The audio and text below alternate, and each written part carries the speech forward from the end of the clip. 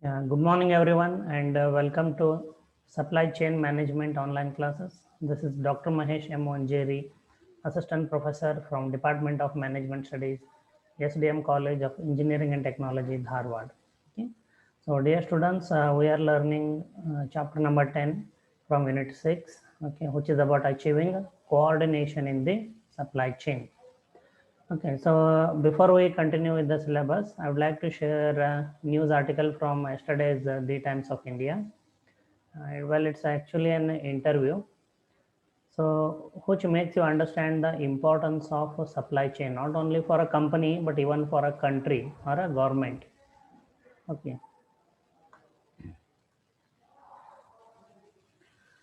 okay. See, I shared this news article in the class WhatsApp group.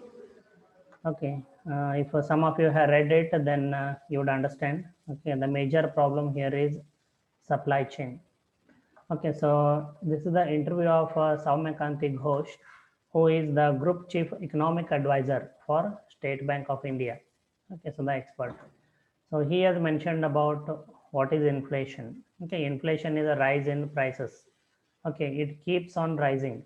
It doesn't stabilize. That is what is inflation. Then he has mentioned about the two measures of inflation: wholesale price index (WPI) and consumer price index (CPI). The next he has mentioned about how consumer price index is calculated. Okay, in this paragraph. Okay, then the present level of inflation, okay, is 6.30%, okay, on yearly basis in May 21 as compared to 4.23% inflation in April 21. Okay, in just 1 month, yeah, in just 1 month, inflation has increased from 4.23% to 6.30%. So this is a difficult situation, not a good situation for the country. Okay, so some of you might be aware, like the fuel prices have increased beyond 90 rupees, and in some other districts it has crossed 100 rupees per liter. Okay, then the food prices, vegetable, fruit prices, almost you name it. Okay, even packaged consumer goods. If you have a habit of observing the prices, okay, everything has increased. So the question to him was, so what is the worrying about recent CPI inflation, consumer price index?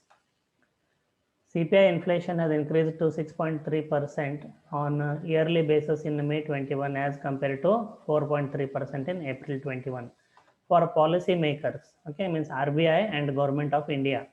What is also important is the core CPI inflation, as it excludes the more volatile component of food and fuel prices, and is a clear gauge of demand supply mismatch of goods and services. See, we studied a chapter, okay, managing demand and supply in supply chain. So the basic problem is demand supply mismatch of goods and services. Okay, then see what he has mentioned. As expected, the relentless surge in fuel prices has translated into higher prices for transportation. So we learned about the obstacles in achieving coordination. Okay, if the incentives are localized, if you can recall, transportation. If the transportation cost increases, think about supplier to manufacture raw materials transported. Okay, transportation cost per unit will be higher, and total transportation cost will also be higher. Finished goods transported from manufacturer to distributor, distributor to retailer. So they go on adding, okay, the increase in transportation cost to the MRP, maximum retail price, which me and you pay as a customer. Okay, and that is one reason how the prices of all the commodities or products increase. Okay, then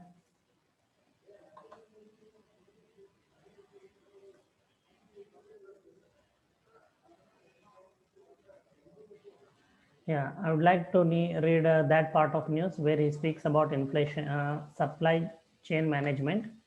So the last question to him in this interview was, what should RBI, Reserve Bank of India, for those who don't know, and government should do? Government means our elected government of the country, government of India. Okay, maintaining price stability is the foremost objective of the Monetary Policy Committee of Reserve Bank of India. Okay, so that let us skip. Then with the rise in inflation amidst a second wave, the balancing acumen of a MPC will now be sorely tested. Factors like rising commodity prices, supply chain disruptions are expected to raise overall domestic inflation. So it is expected that this inflation will further increase and make the products and services which we consume much more expensive. So because of the supply chain disruptions. Okay. So traditionally raising interest rates, okay, that is RBI measure. So here the supply chain part. On the other hand, repairing the supply chain. Okay. So this is what he recommends. Okay, to Government of India. On the other hand, repairing the supply chain remains the top priority, and on this RBI has little control. Okay, repairing the supply chain is not the responsibility of Reserve Bank of India. It is the responsibility of elected government of the country. Okay. So on the other hand, repairing the supply chain remains the top priority. Government GOI means Government of India. Government of India needs to remove supply side bottlenecks. Okay, so whatever bottlenecks are there, okay, whatever is blocked from the supply end, they need to release that supply. Okay, he has given one example.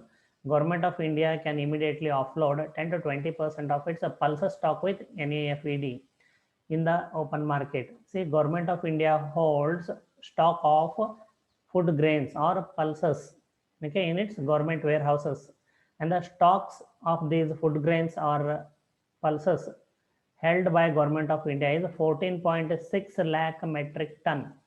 So he is recommending, for example, 10 to 20% of this, okay, the Government of India should release, because all the problem is about the mismatch in demand and supply mismatch. Okay, so if the Government of India can release 10 to 20% of this food grain into the market, the supply will increase and it will help stabilize the prices of at least food grains.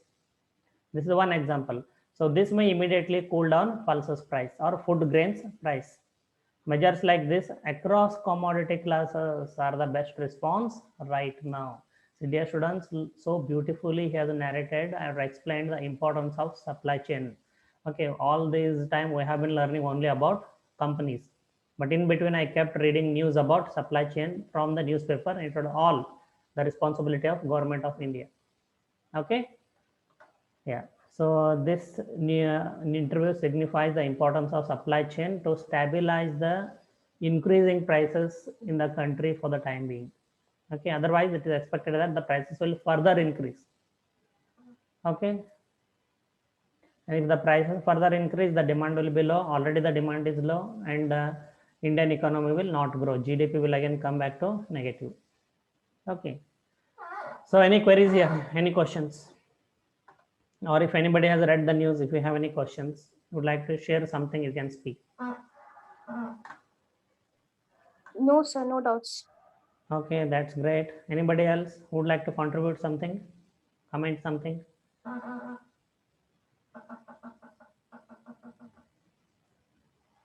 Hello, other than Vaishnavi, there are I think 39, 40 students. You don't want to speak, or you can respond no, yes sir, no sir, at least. What I should understand? No doubt. At least say like that. This is the No, online. sir. This is the online class. It is not in the. You are not in the classroom. Okay. Yes. Thank you for your response. I hope that news added value. Okay, and enable you to understand the importance of supply chain, not only for companies, for even, okay, for a government or for a country. Okay. So with that, let's get back to our routine regular business. Okay, of completing syllabus, right? Okay. Okay, so students, can you see the PowerPoint slides? Yes, sir. Yeah. Thank you, thank you. So please keep responding like that. You know, due to the technical problem, sometimes my voice may not be audible to you. Sometimes the PowerPoint slide may not be visible to you. Okay, and if you keep quiet, I will keep going. That's it. It has happened. You should remember, in your batch only in third semester, second semester, I think it has happened. There was no screen visible, and I kept on speaking. Okay, and later at the end you said, sir, screen was not visible. Okay, anyway, thank you for your cooperation. So let's take a quick look at what we have learned so far. Lack of supply chain coordination. Okay, what is bullwhip effect? Explained in detail. Then the reasons that bullwhip effect occurs. Then the effect of lack of coordination on the performance of supply chain. Then obstacles to achieve coordination in a supply chain. Then managerial levers to achieve coordination. Okay, so this is what we are learning, and so far we have discussed the first four action oriented levers, and the last one is behavioral oriented lever, that is the building strategic partnerships and trust. Okay,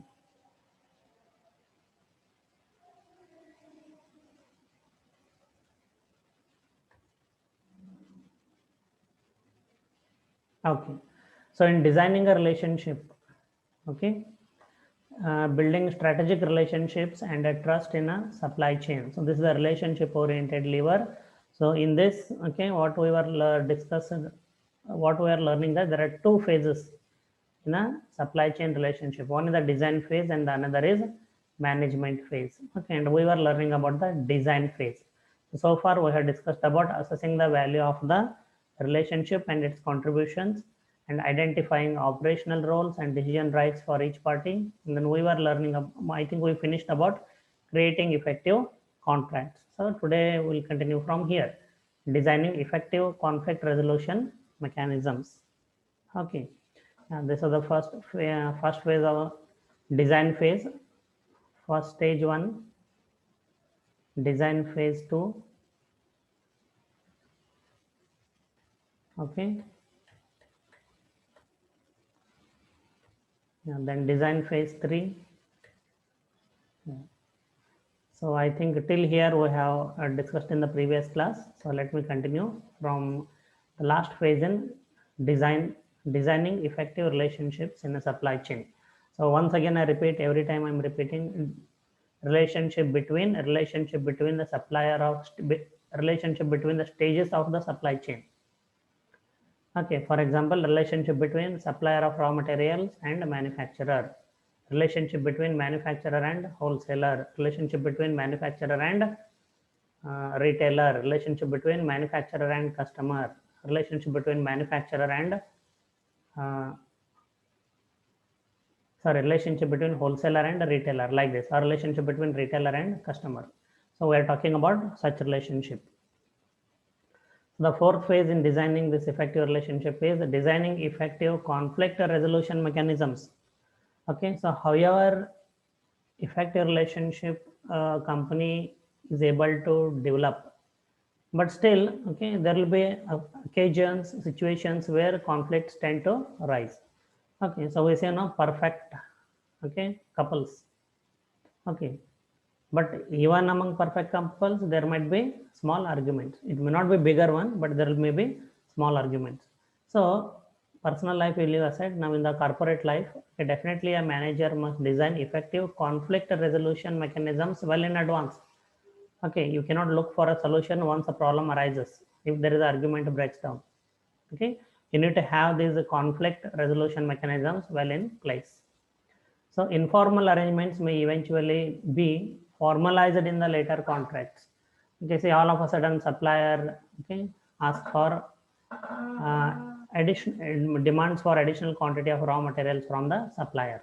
Okay, it is all of a sudden, or he may all of a sudden reduce the quantity demanded, and definitely it is going to affect the supplier of raw materials. So any such changes, okay, which happened, unseen, unforeseen changes, okay, so at that point in time, the supplier of raw materials and the manufacturer can meet at a point in time and discuss, okay, what is the reason behind increase or decrease in the demand. Okay, then accordingly they can modify the agreement or contract. Okay, so in case if the manufacturer demands more quantity than agreed in future, what should be done?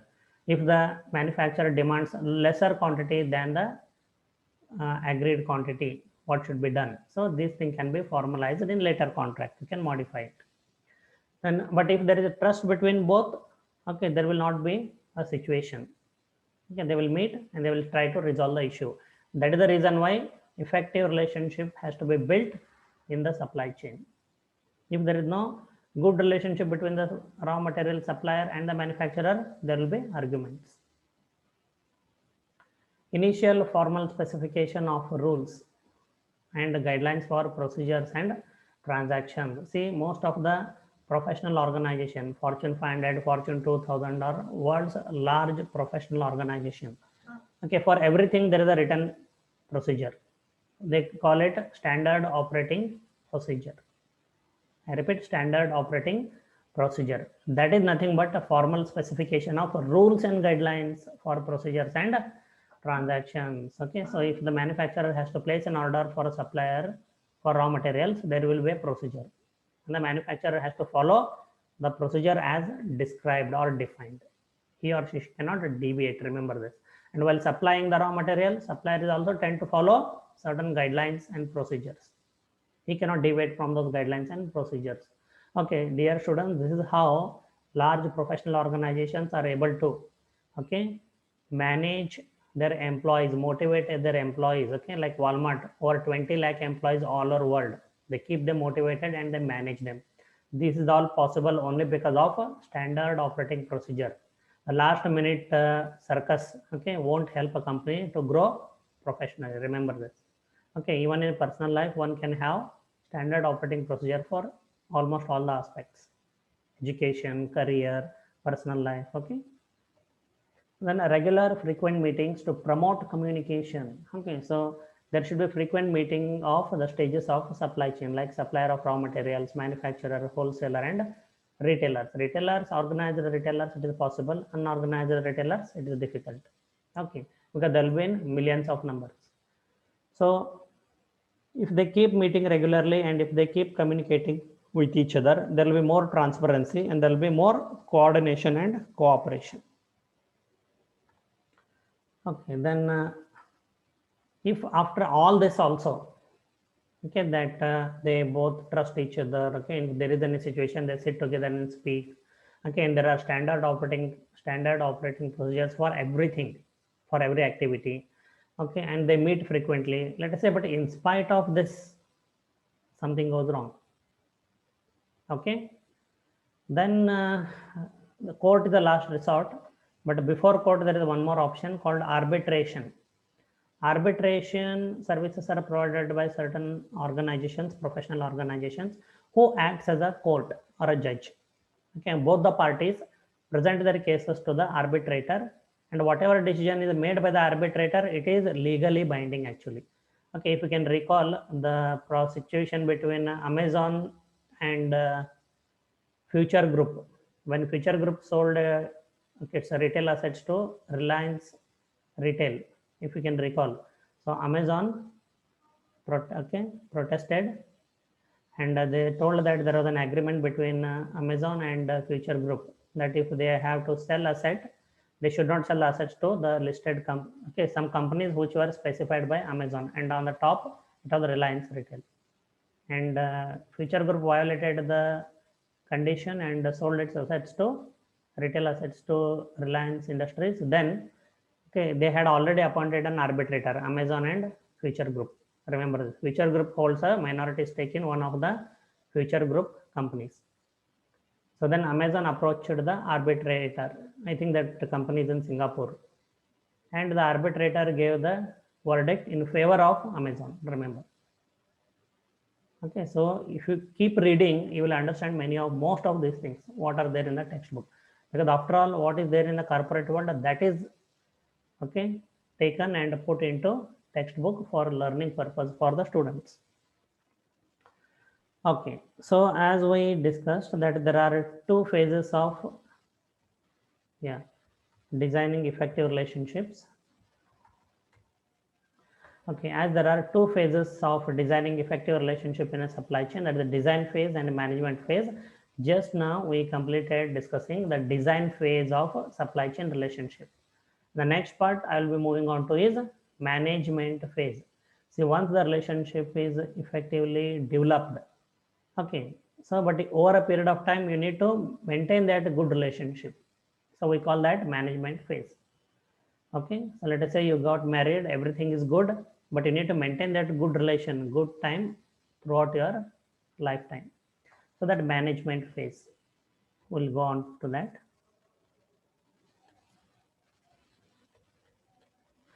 Okay, so managing the supply chain relationships.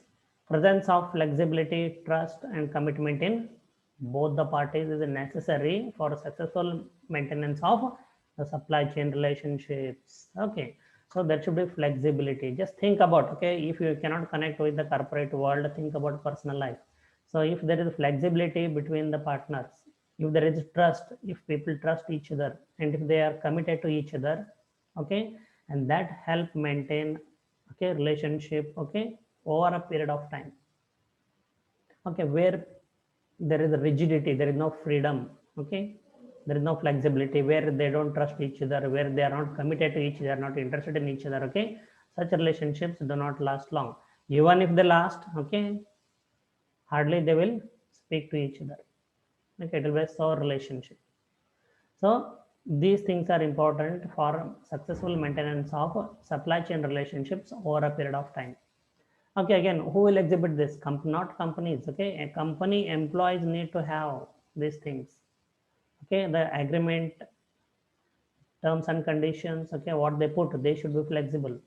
Okay, when they put it, okay, they should trust each other that it is in the best interest of the supply chain profitability. Okay, and both should be committed to achieve supply chain profitability. Good information sharing and a conflict resolution mechanism should be in place. So even if, let us say, there is a problem, but professionally the conflict can be resolved provided there is a effective conflict resolution mechanism well in advance. Okay, then good information sharing. Okay, like Dell and Intel, how they share information with each other.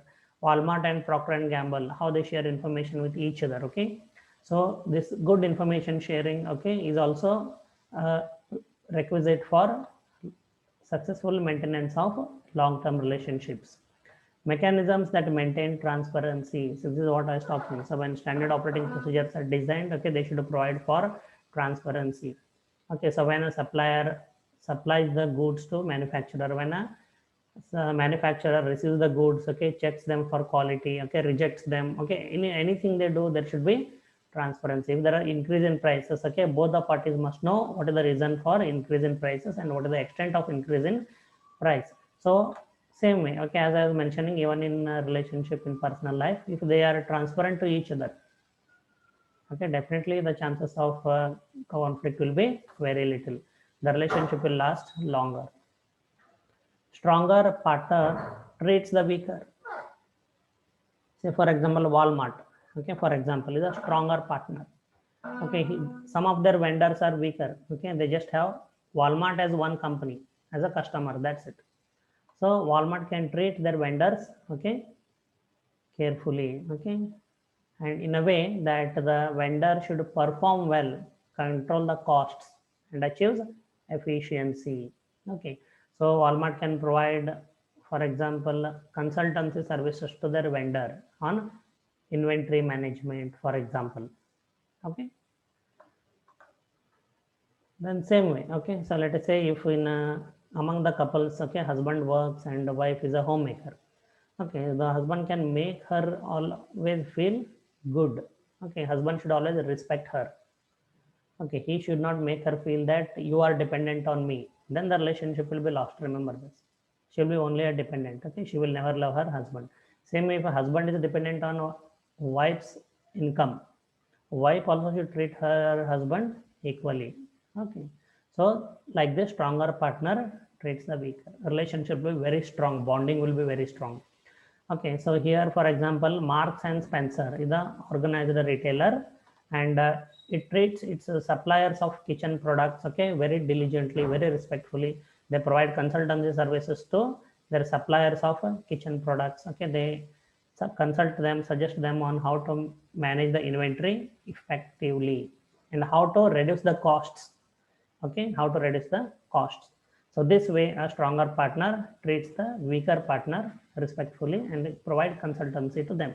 So this way, see, if you look at this, okay, it is really unbelievable that a subject like supply chain, okay, which is so mechanical, I would say, or materialistic in learning, okay, but has the very basic values of human life.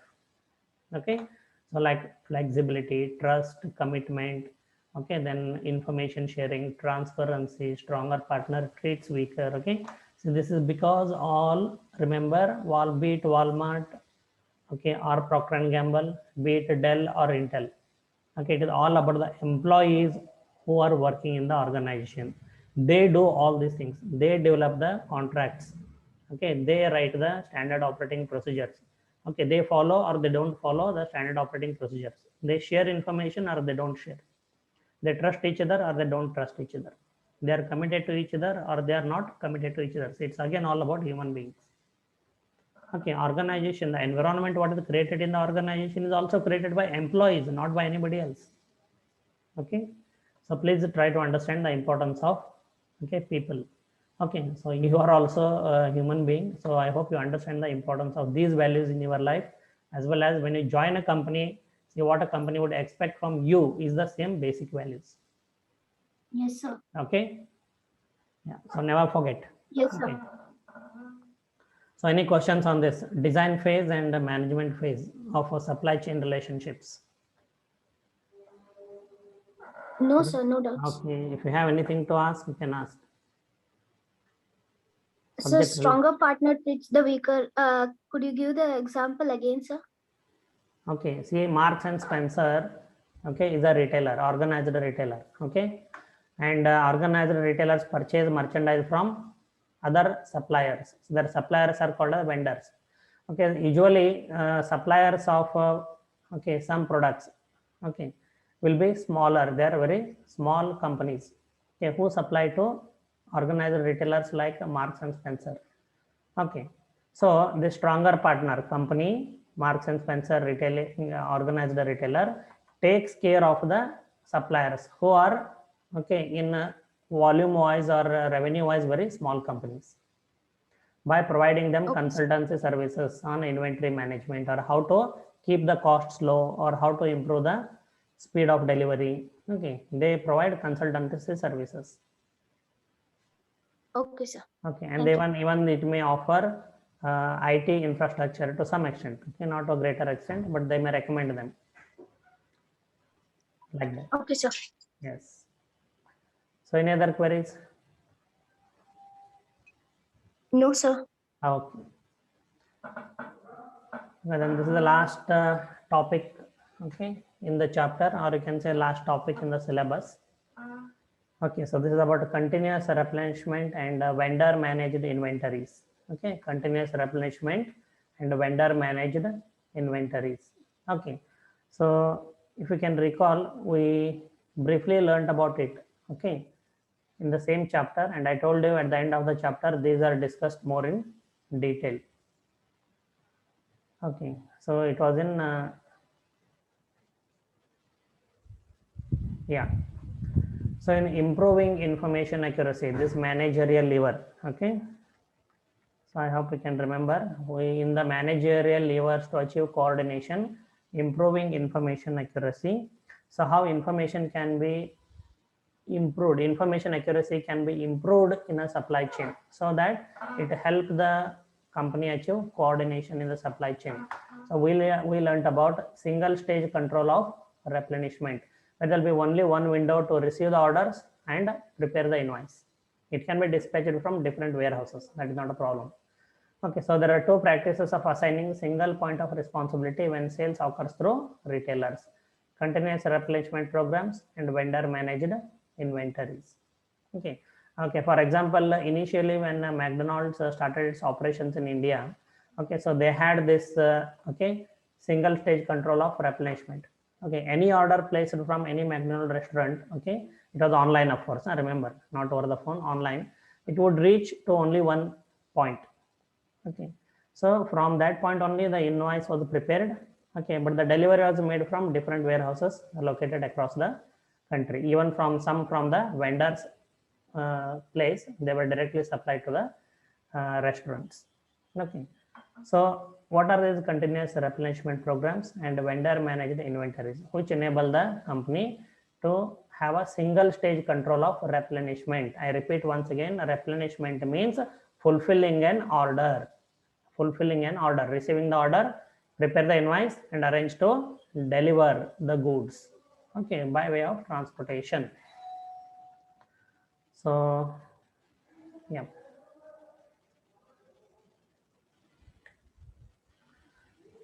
So first we'll go ahead with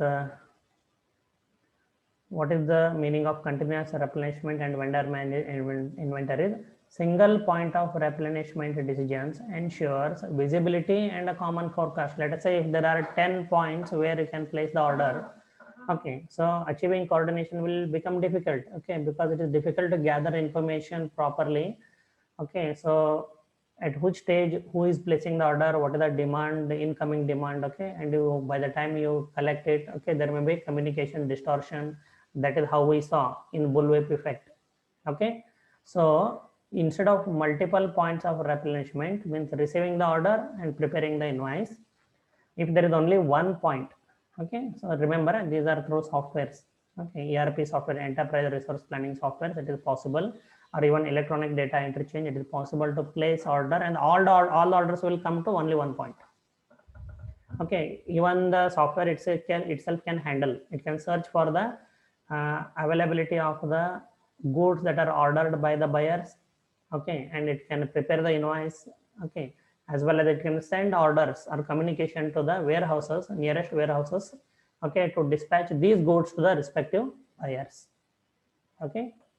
I have discussed a couple of examples about that already. Then so single point of replenishment or fulfilling the orders, okay, dampens the bullwhip effect, because our information will not be distorted, information will not be lost, okay, because there is only one point wherein all the orders are coming, okay. And what is the importance, okay, you will not believe, okay, how to what extent this practice help improve information accuracy. So when I say information accuracy, we are talking about the sales forecasting accuracy of the sales forecasting.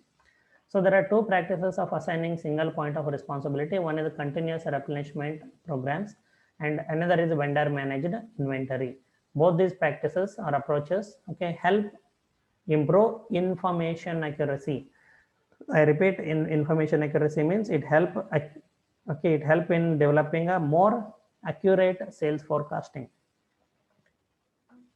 because sales forecasting after all is the basis, okay, of every planning in the company. I told you, okay, if the production manager asks how much I should produce in the next 1 year, there is no answer, only one answer is there, based on sales forecasting, how much we can sell in the next year, okay. Then that will be broken down into production cycle. So for production cycle 1, how much should I produce? Again, refer sales forecasting. What should be the target for each sales representative? Now, who knows? Sales forecasting is the answer. Based on that, the sales quotas are allocated to each sales representative. Sales quota means sales targets. So you name it, production planning, scheduling, inventory, you name anything, you name, everything is based on sales forecast, accuracy of sales forecasting. But as we know, the basic characteristic of sales forecasting is it is not accurate, it is never accurate. So there are efforts made to improve the accuracy of the sales forecasting, okay. And there are two practices here. So first one is the continuous replenishment programs. So what is it? A wholesaler or manufacturer replenishes a retailer based on the point of sale data, okay. Wholesaler or manufacturer, it may be anyone as decided by the manufacturer, okay, takes the orders and fulfills the retailer's orders based on the point of sale data. So how much actually is being sold by the retailer, based on that the orders are placed, and the inventory is either with the wholesaler or with the manufacturer, but with only anyone, not with both, and they fulfill the retailer orders. However, in many instances, CRP means continuous replenishment programs, systems are driven by actual withdrawals of inventory from retailer warehouses rather than POS data. See, here is the problem. The retailer will not be able to share point of sale data. Point of sale in a retail, organized retail store, where you go after taking the products, okay, you go and stand in front of a machine, okay, and he scans all your products. He prepares the invoice, in our layman language bill. He prepares the bill. Okay, you make the payment and you take your goods or merchandise and walk out of the store. That point is the point of sale. Okay, that is the place actually all your purchases, all the sales are recorded into that computer. Sales forecasting figure should actually be based on this point of sale data, because that is the actual number of goods that are sold. And you can aggregate all the POS across a country of organized retailers, and you can know a particular product, how much it is being sold in last 24 hours, okay, or last 1 day, or last 1 week, or last 1 month, last 1 quarter. Okay, but what is observed is, okay, many a times that CRP systems are driven by actual withdrawals from inventory from retailer warehouses.